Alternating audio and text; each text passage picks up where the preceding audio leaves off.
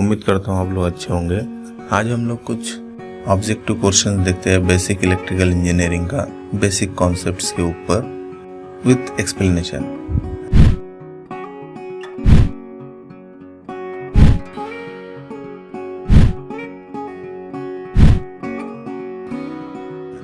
तो सबसे पहले ये सवाल देखते हैं, When the pointer of an analog ohm meter reads close to zero, the resistance being measured is।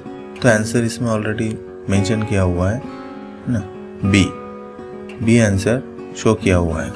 तो बी क्यू, तो when the pointer of an analog ohm meter reads close to zero, the resistance being, तो ohm metre जब zero show करेगा तो resistance कितना होगा,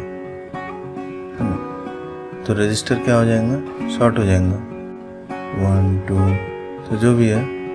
तो ये अगर इंडिकेट कर रहा है 0, तो इसका मतलब देखिए ये अगर रेजिस्टेंस है, अगर ये मेज़र करता है तो कुछ वैल्यू शो करेगा।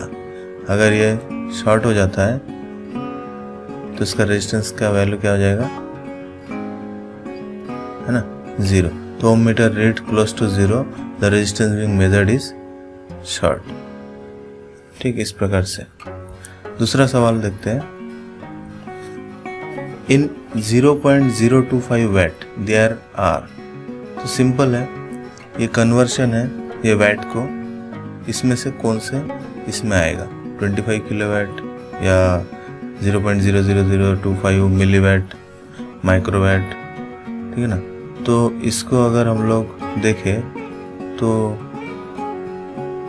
डिवाइड बाय 1000, इसको अगर डिवाइड बाय 1000 करें 0.025, ठीक है, 0.025 डिवाइड बाय 1000 करेंगे तो हमारा ये आंसर आएगा 25 मिलीवाट।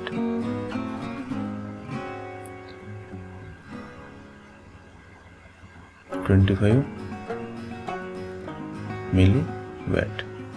तो आंसर जो है वो डी है, 25 मिलीवाट। ठीक,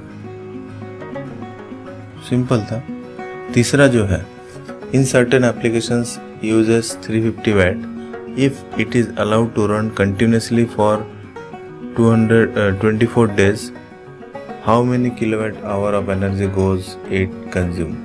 तो इसमें कैलकुलेशन आधारित है कि हमारा एक अप्लायंसेस है जो 350 वैट कंज्यूम करता है, और ये अगर 24 आवर रन करता है ना, 24 घंटा अगर इसको चलाते हैं तो कितना एनर्जी वो कंज्यूम करेगा, वो हमको कैलकुलेट करना है।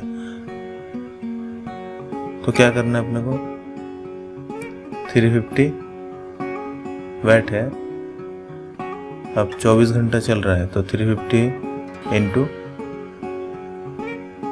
24, तो ये जो है कैलकुलेशन में आएगा वो होगा हमारा वैट में, है ना। और वैट आवर, वैट और ये आवर, और यूनिट जो है किलो वैट में देखे है, तो हमको क्या करना है, इसको डिवाइड बाय 1000 करना है। तो जो भी आंसर आएगा उसको 1000 से डिवाइड कर देंगे तो वो किलोवाट आवर हो जाएगा। अब इसको कैलकुलेट करके देखना है कि आंसर कितना आता है ना। 0 कट गया, तो हम लोग देखते हैं कैलकुलेटर में, तो कैलकुलेट करके देखते हैं 35 into 24 divide by 100 equal to 8.4। तो हमारा जो आंसर आएगा 8.4 किलोवाट आवर, है ना। कैलकुलेटर अभी 8.4 किलोवाट आवर। ठीक, तो ये है आंसर। नेक्स्ट क्वेश्चन जो है, ये पावर सप्लाई प्रोड्यूस ये 0.6 watt output with an input of 0.7 watt, it's percentage of efficiency is. अब इफिशिएंसी का फॉर्मूला अपने को मालूम है, output upon input, efficiency is equal to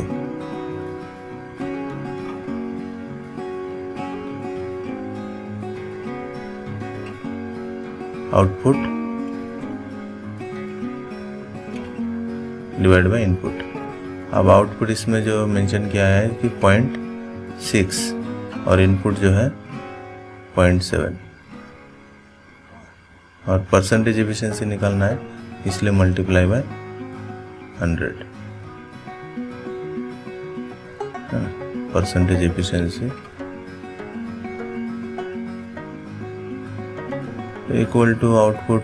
अब इसको भी हमको सेम कैलकुलेट करना पड़ेगा, 0.6 डिवाइड बाय 0.7 इंटू 100। अब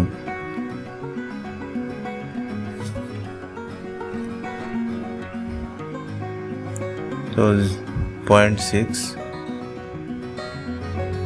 डिवाइड बाय 0.7 मल्टीप्लाई बाय 100, तो आंसर जो है 85.71 ये आंसर है हमारा परसेंटेज एफिशिएंसी। ठीक, तो ये फॉर्मूला इंपॉर्टेंट अपने को मालूम होना चाहिए कि efficiency is output divide by input into 100। Next question को देखते हैं। The formula to find I current when the value of V and R are known is, ठीक है ना। तो हमको ओम्स लॉ मालूम है। ओम्स लॉ जो है, अगर हमको V और R का वैल्यू पता है तो उससे हम लोग ओम्स लॉ के फॉर्मूला से हम लोग I निकाल सकते हैं। V इजिकल टू IR ना, तो इस फॉर्मूला के आधार पर I इजिकल टू क्या आएगा, V बाय R। बहुत ही सिंपल है, ऐसा कुछ। तो ये बेसिक कॉन्सेप्ट के ऊपर है, इसलिए सिंपल क्वेश्चन लिया गया है। तो आंसर जो है I is equal to V by R है ना। तो ये फॉर्मूला कहाँ से आया, Ohm's law.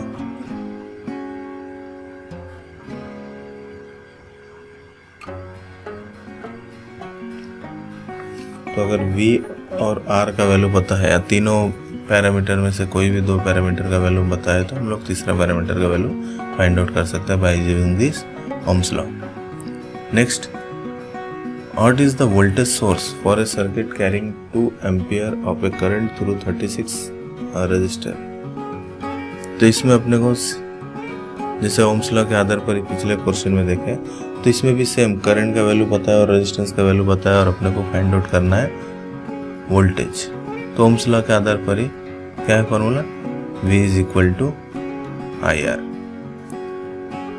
V equal to IR, और I का वैल्यू है 2 और R का वैल्यू है 36। तो आंसर क्या आएगा, 72 है ना। तो 72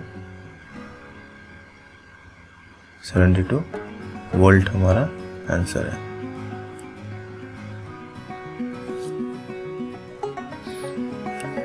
नेक्स्ट क्वेश्चन को देखते हैं। When a fourth resistor is connected in series with 3 resistor, the total resistance, तो 4 अगर रेजिस्टेंस है ना सीरीज में कनेक्टेड है 3 रेजिस्टेंस के साथ, तो क्वेश्चन में बोला गया है कि 3 रजिस्टर ऑलरेडी कनेक्टेड है। अब अगर हमने चौथा रजिस्टर लगाए तो टोटल रेजिस्टेंस के वैल्यू में क्या होगा चेंजेस। तो ये 3 रजिस्टर जो है ऑलरेडी कनेक्टेड है। अब हमने इसमें चौथा रजिस्टर अगर कनेक्ट किया तो टोटल रेजिस्टेंस में क्या चेंजेस आएगा। तो हम लोगों को जैसे पता है कि अगर रेजिस्टेंस सीरीज में कनेक्टेड है तो जो टोटल रेजिस्टेंस होता है वो ऐड होता है ना। Total resistance R is equal to,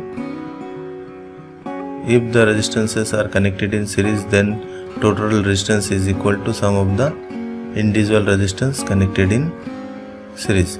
तो R1 plus R2 plus R3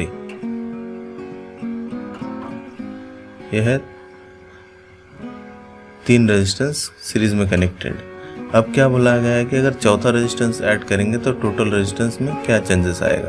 अब अगर हमने चौथा रेजिस्टेंस कनेक्ट करेंगे तो टोटल रेजिस्टेंस ऑलरेडी क्या हो जाएगा, ऑब्वियसली इंक्रीज होगा, है कि नहीं, क्योंकि ऐड हो रहा है। Increase by 1/4, second increase decrease remain the same. तो आंसर क्या है हमारा, इंक्रीज। ठीक, 3 रेजिस्टेंस सीरीज में कनेक्टेड है, अगर चौथा कनेक्ट कर दे तो वैल्यू में क्या चेंजेस आएगा टोटल रेजिस्टेंस के, तो होगा इंक्रीज। नेक्स्ट क्वेश्चन को देखते हैं। ये string of 5 series register is connected across 6 volt battery. 0 voltage is measured across all resistor except R3. The voltage across R3 is, अब क्वेश्चन में जैसे मेंशन किया गया है कि 5 रजिस्टर सीरीज में कनेक्टेड है ना, उसमें और सीरीज में कनेक्टेड है और वो जो है 6 वोल्ट वोल्टेज सोर्स के साथ सीरीज में कनेक्टेड है। तो 5 रजिस्टर, पांचों रजिस्टर जो है वो 6 वोल्ट बैटरी के थ्रू कनेक्टेड है। अब सभी के अक्रॉस का जो वोल्टेज देखे है वो 0 है एक्सेप्ट R3। ये 6 वोल्ट बैटरी और ये है R1, R2, R3, R4 और यह R5। तो अब इसमें भी जैसे हम लोगों को पता है कि सीरीज में वोल्टेज जो है वो डिवाइड होता है, सभी रेजिस्टेंस के अक्रॉस में वोल्टेज, यहाँ पे वोल्टेज जो होगा V1, यहाँ पे कुछ वोल्टेज ड्रॉप होगा वो होगा V2, ठीक, यहाँ पे कुछ होगा वो होगा V3, चौथे रेजिस्टेंस के अक्रॉस में जो वोल्टेज ड्रॉप होगा वो होगा V4, पांचवे में जो वोल्टेज ड्रॉप होगा वो होगा V5। अब total voltage is equal to sum of the voltage drop across each resistance. तो total voltage is equal to V1 plus V2 plus V3 है ना, V2 plus V3 plus V4 plus V4 और plus V5। यह है अगर resistance series में connected है तो total voltage drop across each resistance is equal to sum of the voltage drop across each resistance. अब जैसे क्वेश्चन में बोला गया है कि टोटल वोल्टेज का वैल्यू देखें 6 वोल्ट और सभी के अक्रॉस का वो जो वोल्टेज है वो 0 वोल्ट है सिवाय R3 के। तो वोल्टेज, पहला वोल्टेज 0, दूसरा वोल्टेज 0, तीसरा वोल्टेज पता नहीं, लेकिन ये 0 नहीं है, क्वेश्चन के हिसाब से ये 0 नहीं है। फिर फोर्थ रेजिस्टेंस का अक्रॉस में वोल्टेज 0, फिफ्थ रेजिस्टेंस का अक्रॉस में वोल्टेज 0। तो ये इक्वेशन से ही दिख रहा है कि हमारा जो V3 होगा voltage across resistance R3 is equal to 6 volt, इसलिए इसका आंसर जो आएगा वो होगा 6 वोल्ट। 6 वोल्ट, ठीक। तो नेक्स्ट क्वेश्चन देखते हैं। 4 2 microfarad capacitor are connected in series. The equivalent capacitance is. तो कैपेसिटर 4 कैपेसिटर जो है 2 माइक्रोफैराड का they are connected in series. तो 4 कैपेसिटर सीरीज में कनेक्टेड है. ये कैपेसिटर का सिंबल है. तो 4 कैपेसिटर अगर सीरीज में कनेक्टेड है तो टोटल कैपेसिटेंस कितना होगा. तो कैपेसिटर के मामले में ऐसा है कि अगर वो सीरीज में कनेक्टेड है तो उसका टोटल कैपेसिटेंस का फॉर्मूला जो है वो क्या होता है,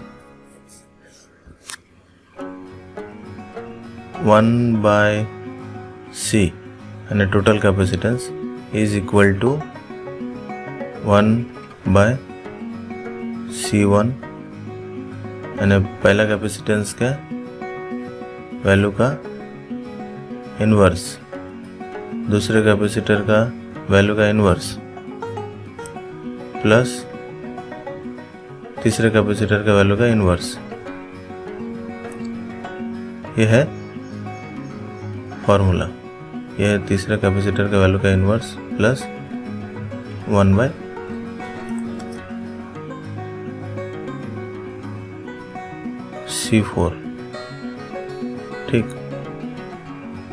अब टोटल कैपेसिटेंस का वैल्यू का inverse is equal to sum of the inverse of capacitance value. तो जैसे इसमें बोला गया है 2 माइक्रोफैराड, तो क्या आएगा 1/2, इसमें भी 1/2, इसमें भी 1/2, 1/2 प्लस 1/2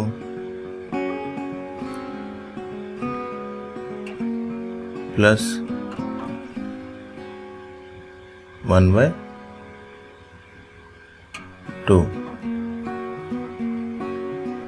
तो इक्वल टू. अब इसको अगर सॉल्व करें तो 1/2 कॉमन ले लिए और इसमें क्या आएगा 1 प्लस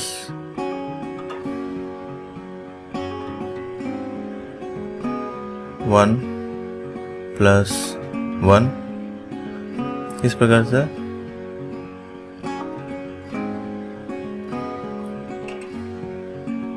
तो क्या आएगा 4 डिवाइड बाय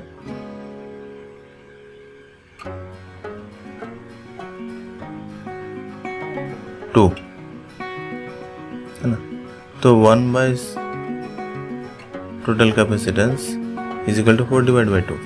अब इसको अगर इन्वर्स कर दे तो C इक्वल टू क्या आएगा 2/4 और उसका जो आंसर है 0.5.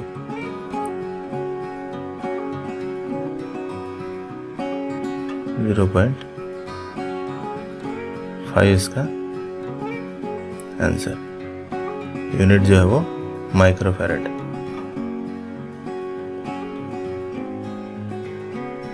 इसलिए इसका आंसर 0.5 माइक्रोफैराड. ठीक. अब नेक्स्ट क्वेश्चन को देखते हैं. The capacitance of a capacitor is the ratio, है ना. तो ये कैपेसिटर का फॉर्मूला अपने को मालूम है, C is equal to Q/V, ratio of charge by voltage. तो डेफिनेशन के हिसाब से C इज इक्वल टू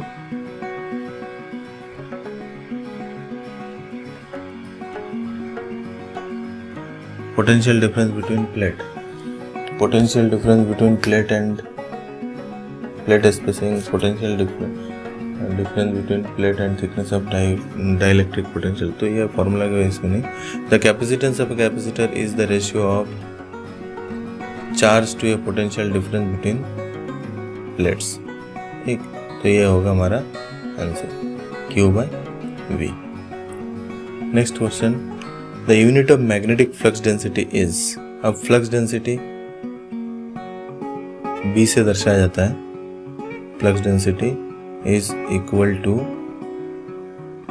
है ना, 5/A।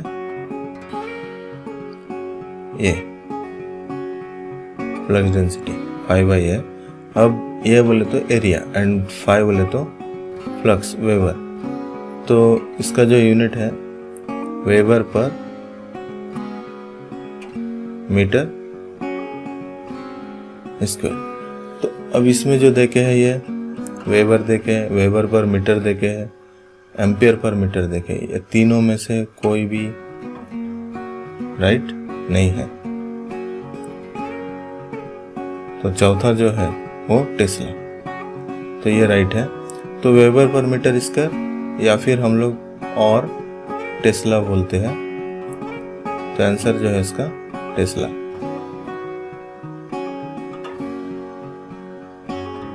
अगर weber per metre square given देके रहता था तो वो होता था हमारा आंसर। तो इसमें जो है, तो कभी कभी क्या होता है कि जल्दबाजी में हम लोग इसको टिक कर देते थे weber per metre, but that is wrong. Answer जो है टेस्ला। नेक्स्ट क्वेश्चन,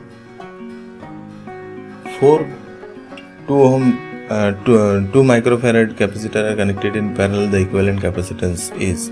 अब इसमें क्या है, कैपेसिटर में अगर कैपेसिटर सीरीज में कनेक्टेड है तो उस केस में वो होता है इनवर्स वाला, sum of the inverse of each capacitance.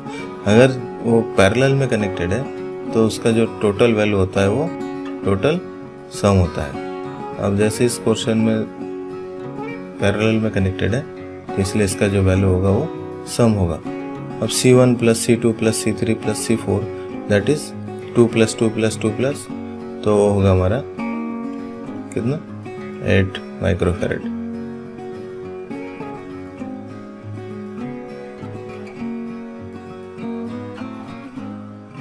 ठीक, तो आंसर जो है वो 8 माइक्रोफैराड।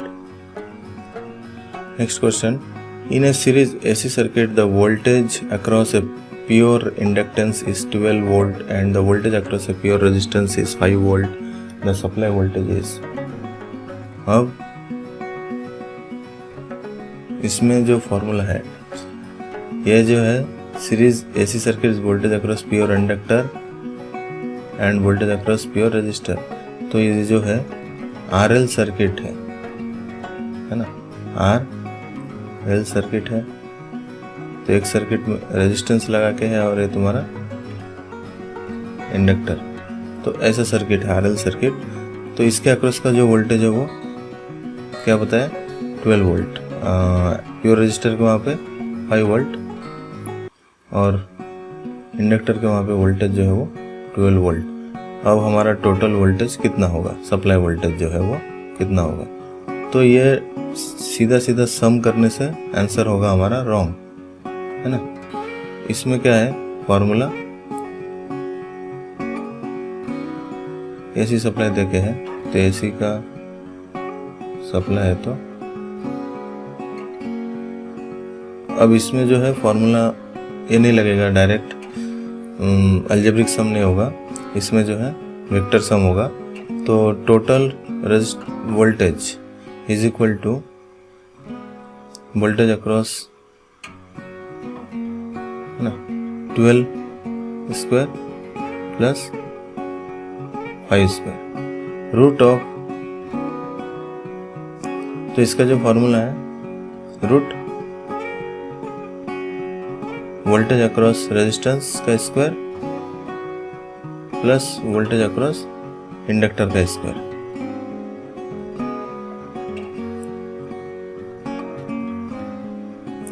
वो होगा हमारा आंसर। तो इसको अगर सॉल्व करें तो रूट 169 आएगा, 144 plus 25 169,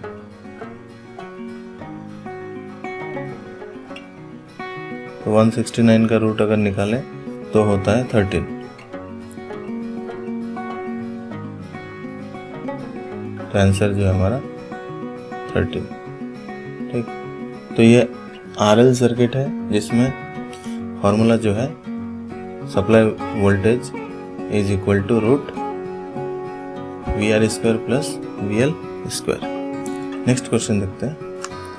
inductive reactance result in a current that, अगर इंडक्टिव रिएक्टेंस है तो करंट क्या होता है? तो हमको मालूम है अगर कोई इंडक्टिव सर्किट है तो करंट क्या करता है? लैग करता है बाय 90 डिग्री। अगर प्योरली इंडक्टिव सर्किट है तो करंट लैग बाय 90 डिग्री। तो आंसर जो होगा वो डी। नेक्स्ट क्वेश्चन जो है, ए 10 ohm resistor is connected in parallel with 15 ohm resistor and the combination in series with a 12 ohm resistor. The equivalent resistance of the circuit is। तो question को पहले समझना होगा कि 10 ohm रजिस्टर जो है वो connected in parallel with 15 ohm register. ये 10 ohm रजिस्टर जो है वो एक 15 ohm रजिस्टर के साथ पैरेलल में कनेक्टेड है और इनका जो कॉम्बिनेशन है वो जो है that is connected with 12 ohm register, है ना। अब इक्विवेलेंट रेजिस्टेंस कितना होगा? ये 10, ये 15 और ये पैरेलल कॉम्बिनेशन जो है that is connected in series with 12 ohm register. तो ये दोनों पैरेलल में है, तो सबसे पहले अपने को इन दोनों को सॉल्व करना है। तो इन दोनों का पैरेलल कॉम्बिनेशन का जो रेजिस्टेंस आएगा दैट इज, है ना, फॉर्मूला अपने को मालूम है। दो रेजिस्टेंस अगर पैरेलल में है तो total resistance is equal to दोनों रेजिस्टेंस का मल्टीप्लाई डिवाइड बाय दोनों रेजिस्टेंस का सम। तो 10 multiply by 15 divide by 10 plus 15, 10 plus 15। तो इसको अगर सॉल्व करें तो आंसर जो आएगा वो 150 divide by 25, 150 divide by 25 that is 6 ओम। तो ये जो दोनों रेजिस्टेंस का सॉल्व करने के बाद इसका जो वैल्यू आएगा वो 6 ओम और ये जो है हमारा 12 ओम। तो 6 और ये 12। अब जो टोटल रेजिस्टेंस आएगा that is the sum of the, ना, दोनों रेजिस्टेंस को ऐड करने से हमारा टोटल रेजिस्टेंस आएगा। तो आंसर जो है हमारा 6 plus 12 that is equal to 18 जो है हमारा आंसर है।